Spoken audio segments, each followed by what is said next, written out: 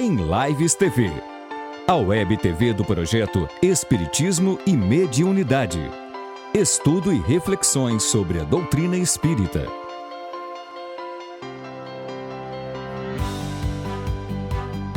Estude conosco. Faça parte da família Espiritismo e Mediunidade. Em Lives TV.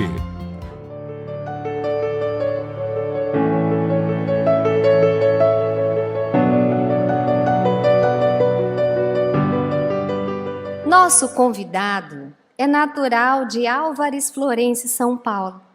Está vice-presidente da FEB, Federação Espírita Brasileira, na área de divulgação doutrinária. É autor, editor, palestrante e apresentador de programas na FEB TV. Geraldo é um homem maduro, pele branca, estatura média, cabelos grisalhos, olhos castanhos, usa óculos e está vestindo uma blusa cinza escuro com um casaco preto. Para a palestra, a renúncia e a fé convicta nos desígnios divinos, convidamos ao palco o palestrante espírita Geraldo Campetti. Amigas e amigos, irmãos, bom dia. Quando espontâneo, muito melhor. Obrigado pela presença de todos, pelo carinho, da receptividade, estes momentos tão calorosos que o presencial faz a diferença. Por mais que a gente esteja junto virtualmente, quando a gente está junto presencialmente, o abraço é diferente, não é? E a gente se sente muito bem, nos sentimos acolhidos, envolvidos, protegidos, amparados. E é este calor do Mato Grosso, disseram que está frio aqui, 17 graus, e a gente chega com todo esse calor humano, todo esse carinho, e a gente se sente tão bem.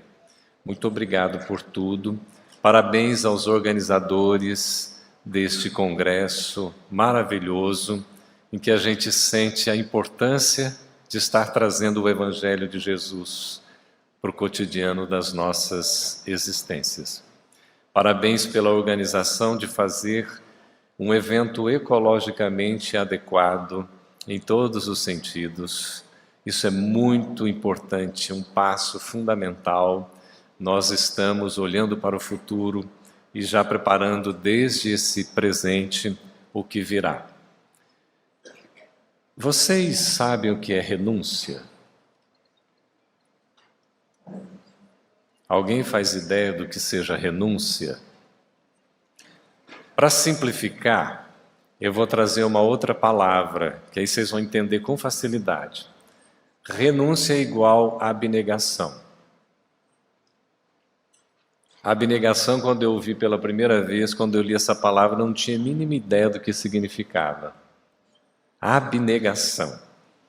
E é tão impressionante que o Evangelho segundo o Espiritismo, que é o terceiro livro do chamado Pentateuco kardeciano, são 5 obras básicas, fundamentais do Espiritismo, na coordenação, compilação, codificação do gênio Allan Kardec, que materializou a doutrina espírita entre nós, que já faz um exercício de anonimato ao usar um pseudônimo, deixando um nome já famoso, Hippolyte Léon Denis Rivail, para poder adotar o pseudônimo e fazer o trabalho da codificação, materializando a doutrina dos espíritos aqui na Terra.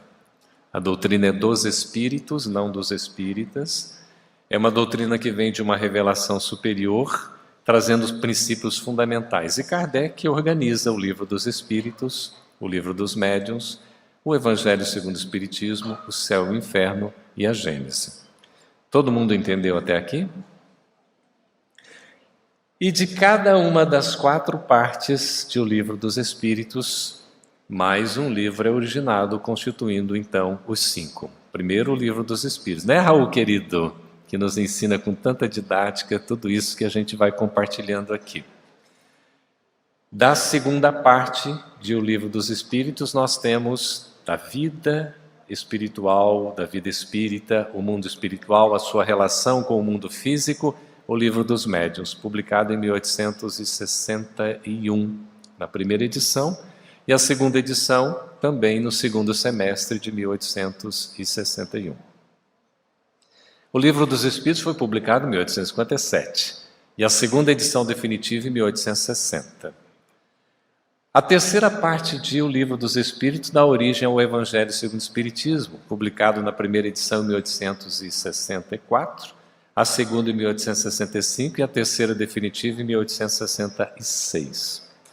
E a quarta parte dá origem à Gênese, publicada em 1868.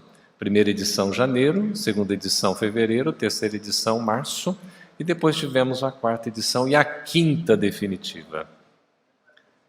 E também temos este maravilhoso livro, aliás, a quarta parte dá origem ao Céu e ao Inferno, né? Que é de 1865. Aí a gente tem também uma primeira edição, uma segunda edição, terceira e a quarta, que é definitiva. A Gênese é da primeira parte de O Livro dos Espíritos, né, Lacordaire? Recordando aqui e tomando exatamente essa edição de janeiro de 68, depois fevereiro, março, e a gente vai ter uma quarta e a quinta edição definitivas.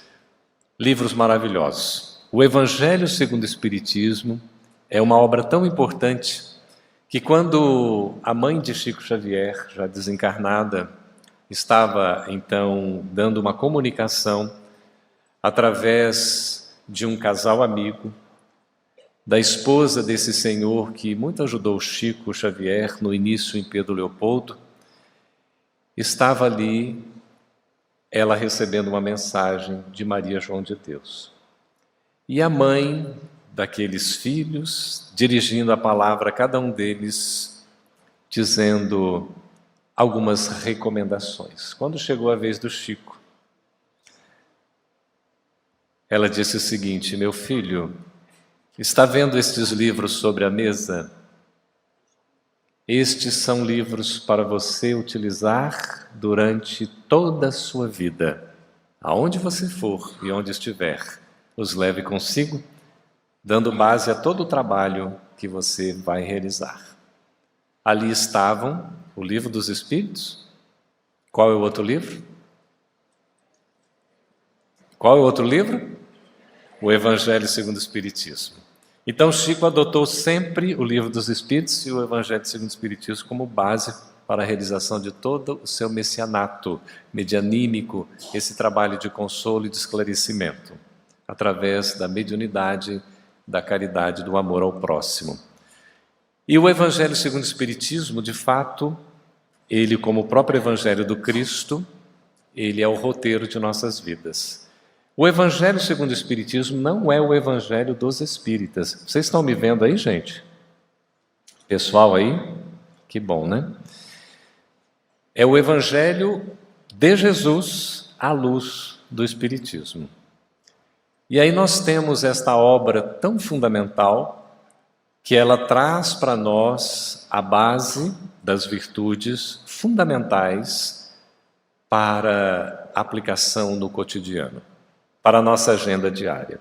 E nós temos o item 8 do capítulo 6, quando traz o advento do Espírito Consolador, o Espírito que nos traz essa terceira revelação e que já havia nos apresentado a segunda revelação e havia sido também o coordenador da primeira revelação, desde Moisés, o Cristo acompanhando todos os trabalhos, porque é onisciente, onipresente, onipotente no que diz respeito a tudo o que acontece na Terra, porque co-criador da Terra com Deus há 4 bilhões e 500 milhões de anos, o governador espiritual da Terra, Jesus Cristo.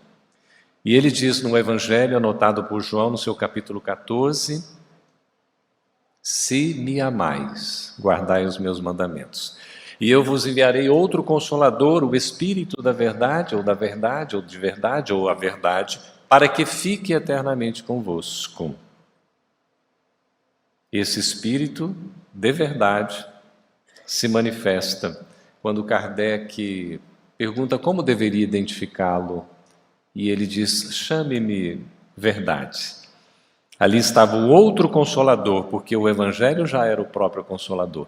E o Espiritismo vem trazendo esse Evangelho redivivo como uma luz que nos possibilita seguir com segurança esse roteiro de vida que é o Evangelho de Jesus. E o Evangelho, segundo o Espiritismo, é uma obra especial. Porque nesse capítulo 6, praticamente todo assinado pelo Espírito de Verdade, no item 8, quando encerra, traz-nos o Espírito da Verdade um verdadeiro roteiro para como a gente pode colocar as duas principais virtudes do Evangelho no cotidiano de nossas vidas. Nós estamos falando aqui de duas virtudes basilares.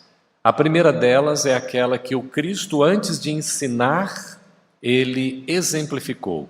Na simbologia do seu nascimento, na manjedoura, entre os animais, na natureza, ali com seus pais, e cercado dos seus irmãozinhos menores, os animais, as árvores.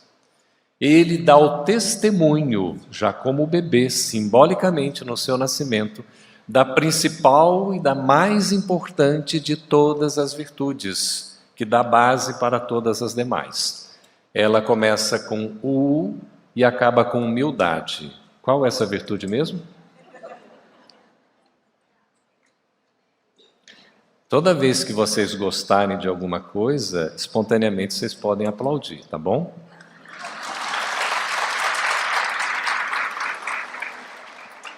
Estamos aplaudindo Jesus neste exemplo de testemunho que ele nos traz. O testemunho da humildade. Para depois nos ensinar esse testemunho através de diálogos, de conversas, na intimidade com seus discípulos e com o povo de um modo geral, como por exemplo no Sermão da Montanha, aqui declamado tão lindamente pelo nosso querido Alberto Almeida. E Jesus, vendo a multidão, subiu ao monte. E assentando-se, aproximaram-se dele os seus discípulos, e ele, abrindo a boca, os ensinava, dizendo: bem-aventurados os pobres em espírito, porque deles é o reino dos céus. A primeira virtude de todas, os pobres em espírito, são os humildes. Como é fundamental essa humildade, como base de todas as demais virtudes. E outra virtude que é fundamental, que é a própria revelação do Espiritismo, que a gente chama de amor em ação, é a da... Vocês, por um acaso, tiveram um intervalo há pouco tempo? Tomaram um cafezinho, tomaram água, fizeram um lanche? Da caridade. Quase que esse bebezinho ali tem que falar, né, mamãe? Caridade. Olha a caridade que significa o amor em ação, e o Espiritismo tem como bandeira fora da... Não há? Então, repetindo, fora da... Não há? Fora da caridade. Os aplausos são para vocês. Não há salvação. Fora da prática do bem, não há felicidade. Nós só seremos felizes se fizermos o bem. Só seremos aqueles que estaremos satisfeitos, em paz de consciência, se nós auxiliarmos o nosso próximo na caridade da beneficência, que é a caridade material, e na caridade da benevolência, que é a caridade moral e espiritual, como nos ensina a irmã Rosália em O Evangelho segundo o Espiritismo. E vem o Espírito da Verdade, tem 8, capítulo 6, o Cristo Consolador, o advento do Espírito da Verdade, para fechar este capítulo dizendo para nós a maneira pela qual a gente coloca a humildade e a caridade na nossa agenda cotidiana se dá através de duas palavras mágicas, transformadas nos seus conceitos e nas suas ações. A primeira delas é a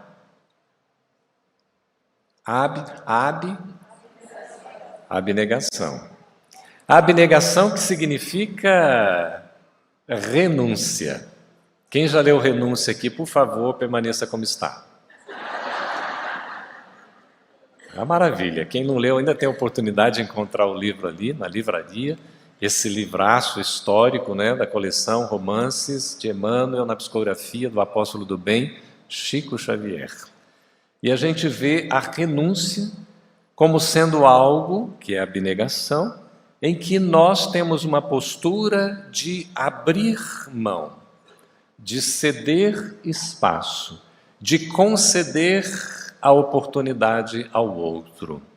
Aquele que renuncia, ele esquece a si mesmo no sentido do seu orgulho e do seu egoísmo e enxerga o próximo. Ele renuncia não porque desiste, porque abandona, porque não tem amor próprio, mas é porque ele emprega exatamente o princípio da abnegação, da renúncia e enxergar no seu próximo semelhante que tem também direitos como nós também o temos. E a gente reconhece em primeiro lugar o direito do outro. A abnegação a gente renuncia.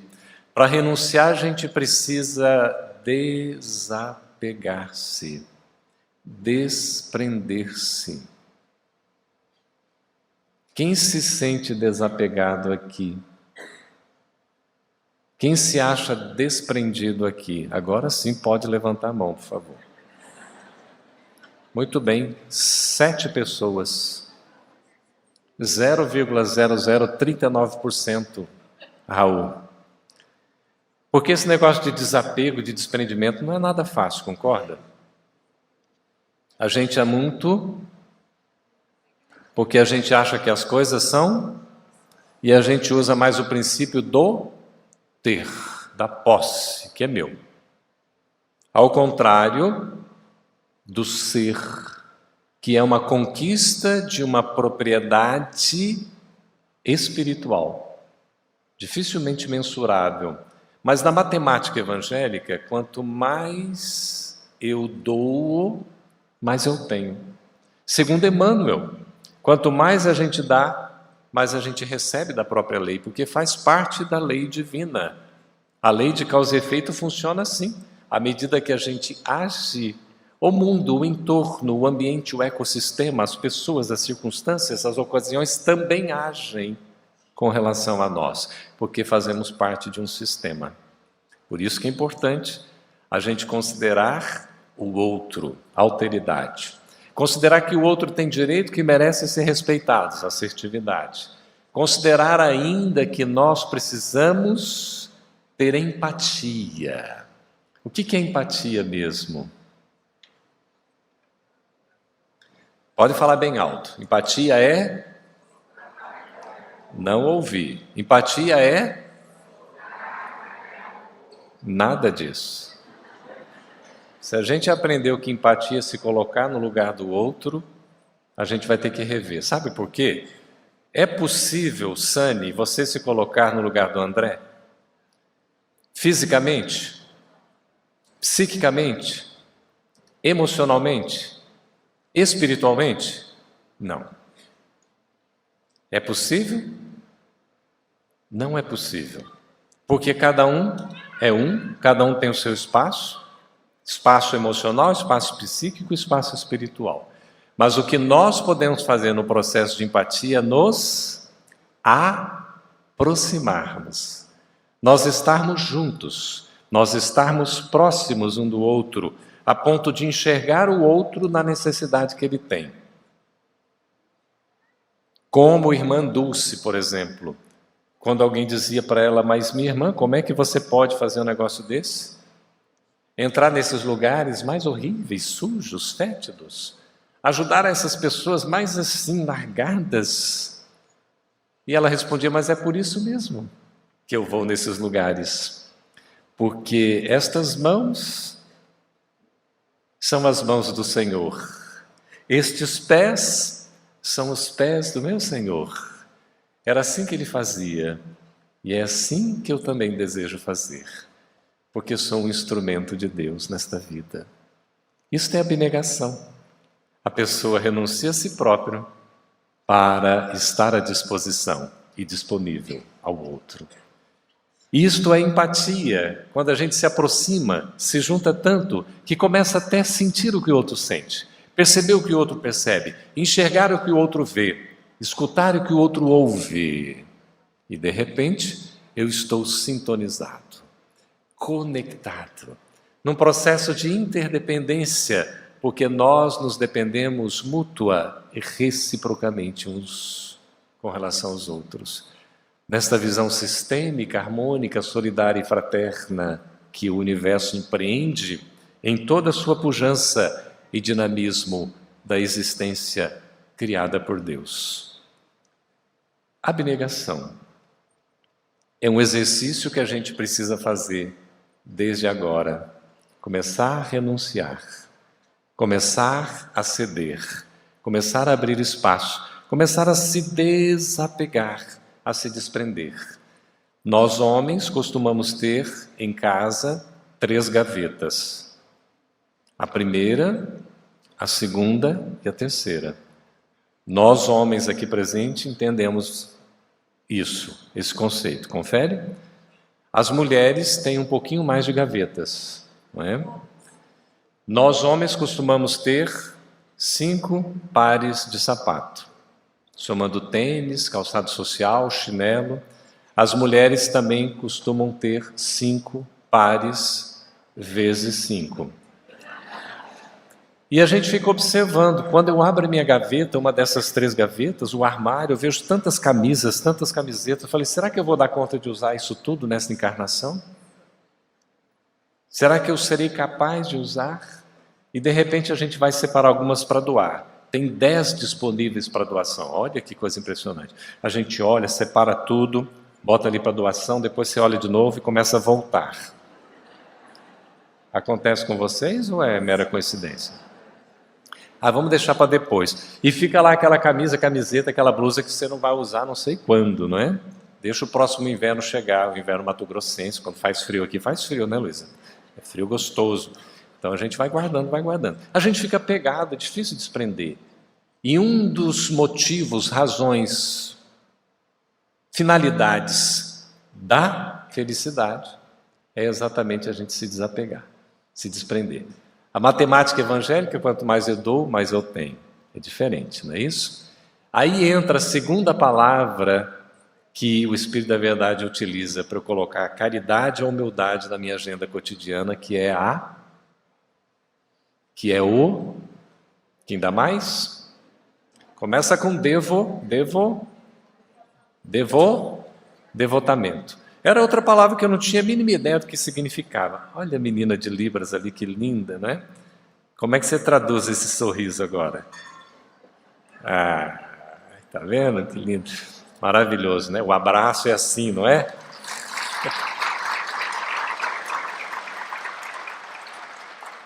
Aplausos a esse trabalho lindo de inclusão, né? Que os nossos irmãos que veem, mas que, né, têm a dificuldade na audição, eles podem compreender essa linguagem linda de Libras. Parabéns mesmo. E a gente vai vendo, o devotamento é a dedicação, é a doação. Tomou nota aí, querida? Você está anotando tudo? Está anotando ali. Muito bem. Então, devotamento, dedicação, doação. É o estar disposto e disponível. O que é isso? Disposto é quando eu quero fazer. Disponível é quando eu posso fazer, não é? E às vezes eu estou disposto, mas não estou disponível. Às vezes estou disponível, mas não estou disposto. E aí a gente se enrosca na encarnação. Porque o ideal é conciliar uma coisa a outra. É preciso estar disposto e estar disponível. Esse devotamento, doação, é uma ação de amor. Quando a gente se entrega, a gente se entrega, a gente se entrega. E a gente se sente bem. Porque envolvido, inserido, nós fazemos parte de um todo, estamos ali com o nosso semelhante, com a humanidade real, exercitando o nosso humanismo, a nossa humanidade, a solidariedade e a fraternidade. Afinal de contas, somos todos... Vou repetir a pergunta para não ter dúvida. Afinal de contas, somos todos filhos de um mesmo, fazendo parte de uma só? Então, por que a gente não se ama? Falta só se amar. A doação, a dedicação, o devotamento. Seremos felizes aplicaremos a caridade, o amor em ação, aplicaremos a humildade, essa virtude por excelência que nos coloca no lugar que nós estamos, fazendo uma viagem para dentro de nós mesmos, reconhecendo as nossas qualidades e defeitos, aquilo que a gente já tem de bom que precisa ser melhorado, a nossa potencialidade e ainda as nossas timidezes, e também aquilo que a gente já desenvolveu e aquilo que a gente precisa desenvolver. As fragilidades e as forças. O humilde, ele se conhece e se reconhece. E ele levanta a cabeça e segue em frente. Esse é o humilde. Vai acertar sempre? Vai errar sempre? Mas vai sempre caminhar. Esse é o humilde. O orgulhoso, que é o oposto do humilde, o que ele faz? Ele sobe na tamanca, já ouviram falar? Sobe no tamanco, empina o nariz e quebra a cara. Porque o orgulho nos enceguece, não nos deixa ver o que é essencial. E aí nós temos nesse contexto da abnegação, do devotamento, os enfrentamentos que teremos diante da vida a nos exigirem essencialmente. Quem é médium vidente aí? Coragem, que o pessoal da internet está vendo aqui. Coragem, olha que delícia de livro, gente, um livro de bolso desse tamanho, capa dura, letras grandes na cor verde da esperança, para a gente não esquecer. Coragem vem de couro, coração vem de dentro, é preciso ter pujança, é preciso ter determinação, é preciso ter perseverança. E aí a gente vai trazer uma palavra minúscula, que aí vai ter que ser realmente médium, vidente para enxergar. Ninguém está lendo, alguém está conseguindo ver? É uma palavra minúscula, monossilábica, composta de uma consoante e uma vogal com um acento agudo. Calma, gente, calma. Tanto é que Jesus diria o seguinte: se tiverdes do tamanho de um grão de mostarda, dirias a esta montanha, transporta-te daqui para ali, e ela se transportaria. Se tiverdes o povo de pouca fé. Se tiverdes isso. Emmanuel, já na década de 70, diria que os nossos templos espiritistas precisavam de fé, essa fé pungente. Quando a gente dá um abraço realmente, porque nós estamos juntos, unidos, compartilhando energia, força, magnetismo. Essa fé que é dinâmica, uma fé que é viva, porque a fé sem obras é... Então a fé, para ser viva, ela precisa ter obras, precisa ter ações, precisa ser dinâmica, precisa ser pujante. E aí nós vamos aprender, quando a gente fala em fé, geralmente a gente associa a fé com coragem. É preciso ter coragem. Coragem nos dá força. Eu vou enfrentar. Os nossos irmãos gaúchos, na sua cultura tradicional, linda, é um povo corajoso, um povo forte. E está enfrentando esta crise, essa provação coletiva, recebendo ajuda de todo o Brasil, todo o mundo, e está seguindo em frente. Confere?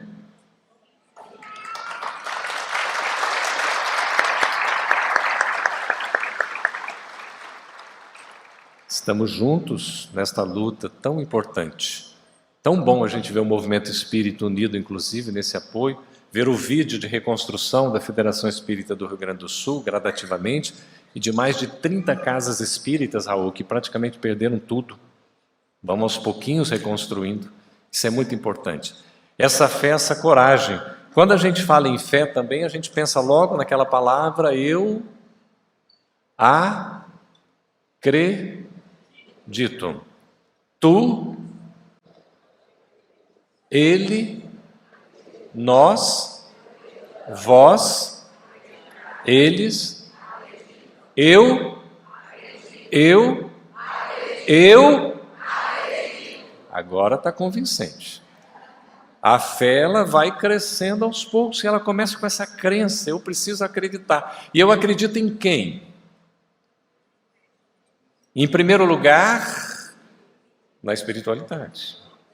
Ai, meu Deus do céu, acredito em Deus, acredito em Jesus, acredito nos benfeitores espirituais, no anjo da guarda, espírito protetor, não é? Ah, se não houvesse eles, o que seria de nós? Seríamos nós mesmos, né? Mas precisando de todo esse apoio. Então a fé, ela é divina. Essa crença em algo que é imortal, insuperável, que sempre ajuda, auxilia, ampara. Mas a fé também deve ser aquela crença em mim mesmo, em nós mesmos. A fé humana, eu acredito no meu potencial. Eu sei que sou capaz. Diante das dificuldades, provações, entendendo com Emmanuel que cada prova carrega a lição necessária ao nosso aprendizado, a fé é o testemunho de segurança de que eu não vou desistir. Eu não vou desistir. Por isso que a fé é essa crença. E ela se associa à chamada esperança. Diz o ditado popular que a esperança é a última que? Mas também a esperança é a primeira que sempre renasce. Na verdade, a esperança nunca morre. Esse ato de esperar, e mais que isso, de esperançar, implica na ação, que é a fé. Então, a fé é crença, a fé também é esperança. Essa esperança de que haverá dias melhores e de que tudo vai passar. Enquanto não passa, não passou, a gente está enfrentando. Conversávamos com uma amiga do Rio Grande do Sul, da área de saúde, e ela recebendo um recado de que precisaria ajudar os outros, psiquicamente, psicologicamente, terapeuticamente. E aí as pessoas repassando aquela informação, olha, tem ajuda nesse sentido, você que é especialista, especializada, você pode usar esses recursos e tal. Aí a pessoa, quando recebeu isso, ela ficou o quê? Tocada. Porque ela disse, seria muito bom, Campete, se antes de repassar uma informação dessa, pudesse ter perguntado, como é que você está? Como é que eu estou? Porque antes de tratar, a gente precisa ter tratado. Antes de curar, eu preciso estar curado. Mas nós vamos num processo conjunto. A fé vai dando esta força, essa fortaleza, esse fortalecimento. Eu preciso ter esperança. Mas enquanto não passa, as chamadas penas eternas, enquanto duram. Chico Xavier estava numa situação um pouco difícil, e se sentindo assim um pouco desanimado. Aí recado que vem de Emmanuel para ele, trazendo diretamente de Maria. Um recado que foi compartilhado, dizendo simplesmente uma coisa. Imagina, vem um recado de Maria, você espera ali, né? Uma coisa veio assim, vai passar. Aí o Chico, que mais? Não, mas só vai passar. Mas não tem nada, Maria está falando comigo, vai passar. Só isso, vai passar. E realmente ele estava enfrentando momentos muito difíceis e passou. Como essa Maria, Mãe Santíssima, simbolicamente a mãe de todos nós e a mãezinha de Jesus, ela no capítulo 30 do Evangelho do Boa Nova, a obra de Humberto de Campos, literato maranhense que escreveu 40 livros aqui, do lado de cá e do lado de lá já há cerca de 20 livros, pela psicografia de Chico Xavier. Humberto de Campos, o irmão X, coloca esse belíssimo livro da Boa Nova, a nova revelação, a Boa Nova que nos inova, que nos melhora, que nos reforma, que nos transforma e que nos regenera. Ela estava lá em casa, em Éfeso, afastada. Uma casa de assistência, junto ao mar. Enquanto João estava na cidade, ela estava lá na casinha recebendo os necessitados, aqueles transeuntes, sofridos, aflitos, com provas e expiações difíceis. E ela recebia cada um no seu regaço materno, no seu colo de mãe, abraçando-os, acariciando-os, e dizia, isso também vai passar. Para que a fé pudesse ser renovada, alimentada, continuada com esperança. Tenha confiança que isso vai passar. E recebia carinhosamente a cada um deles, com muito amor, uma palavra amiga, maternal. Quando a gente sente os momentos mais difíceis da nossa vida, seja fisicamente, espiritualmente, a gente vai bater o colo de quem? Da nossa mãezinha. E era assim que aquelas pessoas buscavam. Em dado momento ela foi atender a um irmão em necessidade e ela reconhece que parecia diferente. Aquela voz não lhe era estranha. E ela percebe que era o seu próprio filho, Jesus, que estava junto dela e que vinha buscá-la no processo de desprendimento, de desapego, de renúncia, de emancipação. E ela, então, na narração de Humberto de Campos, capítulo 30 de Boa Nova, Maria, ela solicita, com um desejo de quem tem autoridade moral, que pudesse visitar aqueles sofredores que estavam ali prestes à pena capital, pela morte, na condenação, aos circos romanos, naqueles espetáculos dantescos, em que os primeiros cristãos, os seguidores da Boa Nova, eram devorados pelas feras sedentas.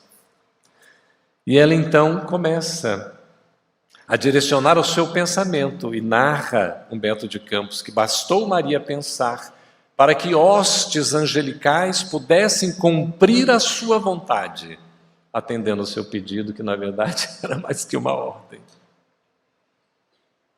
E ela então visita, vê aquelas pessoas em necessidade, com testemunho da fé, da coragem, da esperança. E como nos ensina o Espiritismo, da certeza, porque a fé é a certeza. Essa é a grande contribuição do Espiritismo com relação ao conceito da fé. Para além da coragem, para além da crença, para além da confiança, da esperança, é a certeza. Nós que temos fé, temos certeza, não temos dúvida. Por isso a fé é raciocinada. Nós sabemos porque acreditamos. Então esta fé, que é a fé que nos traz o discernimento, que dá a certeza de que nós vamos alcançar aquilo que estamos buscando. E era esta certeza que estes nossos irmãos envolvidos pelo magnetismo de Jesus e de Maria sentiram naquele momento. E ela então passava vendo, e uma jovem muito sofredora, ela olha e fica tão compadecida, compassiva, e olha para aquela jovem e diz assim: canta, minha filha, canta. Que isso também vai passar. E esta casa de trabalho, de amor, de caridade, de humildade, tem valiosos e valorosos trabalhadores, intermediários do bem, recebendo a percepção da espiritualidade, conseguiram materializar a letra e a melodia numa apresentação belíssima desta música, que aquela jovem e aquela multidão que haveria de ser sacrificada em breve estava entoando o hino de louvor à vida, a Jesus, ao Evangelho.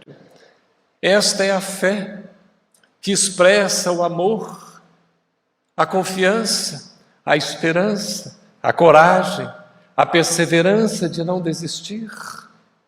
Porque se nós ainda nos sentimos algumas vezes desanimados, jamais devemos desistir. Se a dor bate à porta da nossa intimidade, querendo fazer morada em nosso coração, que a gente possa alimentar essa fé da segurança, do testemunho, para não desistir. Muitas vezes titubeamos, fraquejamos, até mesmo caímos, mas que tenhamos a coragem de nos levantar e podermos olhar aos céus e agradecer a prova que nos renova, a bênção da oportunidade da expiação que nos liberta, porque esta fé que vai nos fazer compreender que a vontade de Deus está acima de tudo e que nós somos esses instrumentos que devemos ter conforme a leitura da nossa elegante maestrina de cerimônia, nos colocando o trecho de que quando nós aceitamos com a razão, nós estamos sendo obedientes, mas que quando aceitamos com o coração, estamos sendo resignados. A resignação é a aceitação do coração, é a compreensão com o sentimento, e é o sentimento com a razão que se intercomunicam, para que haja essa conexão e nós podemos estar sintonizados com a espiritualidade maior. E mesmo diante da dor, sabermos enxergar a revelação da dor que nos aponta o caminho da libertação. O processo, certamente, queridas e queridos, não é fácil, não é simples, mas tenhamos a certeza de que não é impossível essa trajetória, essa caminhada. Neste livro Sementes do Evangelho Fé, que está disponível ali alguns exemplares, a gente tem aqui a fé associada ao esforço. Quando diz Emmanuel para nós, o princípio de fé jamais será o da conquista fácil dos favores do céu. Então nós não esperemos facilidade, mas o de esforço ativo pela iluminação própria e pela execução dos desígnios de Deus através das horas calmas ou tempestuosas da vida. A vida sempre nos trará oportunidades de crescimento e de aprendizado. O testemunho da fé vai apontar a necessidade de nós termos esta visão que enxerga para além, que enxerga com um olhar transcendente, que não se limita apenas ao hoje, ao agora, mas compreende a importância do testemunho atual para que a gente possa sair vitorioso sobre nós mesmos, sobre o nosso orgulho, sobre o nosso egoísmo, para a gente testemunhar a abnegação, o devotamento e sermos felizes. Como a gente vê nesta belíssima obra, que é uma obra de arte, veja que lindo, 1 minuto com Chico Xavier. Aqui nós temos também uma frase que é de Emmanuel, do livro Rumo Certo, no capítulo 14, aliás é o livro roteiro, que ele diz o seguinte: cada criatura que registra as notas consoladoras do Evangelho começa a contemplar o mundo e a vida através de prisma diferente. O Evangelho nos faz enxergar a vida com um novo prisma. A gente enxerga o que não enxergava antes. A gente começa a compreender o que antes não compreendíamos, porque o Evangelho nos abre a possibilidade de uma compreensão mais ampla. Surge-lhe a terra por bendita escola de preparação espiritual, com serviço santificante para todos. Então a terra é uma abençoada morada, é um lar, é uma escola, é a oportunidade que a gente tem de trabalhar, de aprender, de servir. Como o próprio Cristo disse, o meu Pai trabalha até hoje, e eu também. Esta fé ativa, dinâmica, que serve, a fé que ampara, a fé que consola, a fé que nos traz a esperança, a fé que nos dá a certeza de que somos espíritos imortais, estagiando temporariamente aqui num veículo carnal, numa vilegiatura que a gente precisa valorizar e aproveitar muito bem, para que nós, depois dessa, possamos seguir em frente na verdadeira vida de onde viemos e para onde retornaremos, com o Espírito Consolador, aquele que toca o nosso coração, aquele que desperta a nossa mente e nos faz enxergar diante da dor e diante da alegria, diante da prova e da reparação, a figura daquele que é o nosso Consolador, que é o nosso Mestre porque nos ensina, é o nosso Senhor porque exemplifica e testemunha, Ele é o nosso guia que merece seguido e Ele é o nosso modelo que nos serve de inspiração para dirigindo a Ele do fundo do nosso coração, na intimidade do nosso ser, dizer: ó Jesus, quando a vida me anima e sorri, é sempre tão fácil lembrar-me de Ti. Visito as estrelas em meu pensamento, não sofro, não choro, não há desalento. Porém, tenho medo de esquecer, Senhor, Teu vulto sereno na hora da dor. Quando a força do mundo eu sentir me deixar, recorda-me, ó Mestre, que estás a me olhar. E assim, quando eu sofra, que eu te encontre aqui, bem junto ao meu peito, que eu me lembre de Ti. Muito obrigado, Jesus. Muito obrigado, meus amigos, meus irmãos.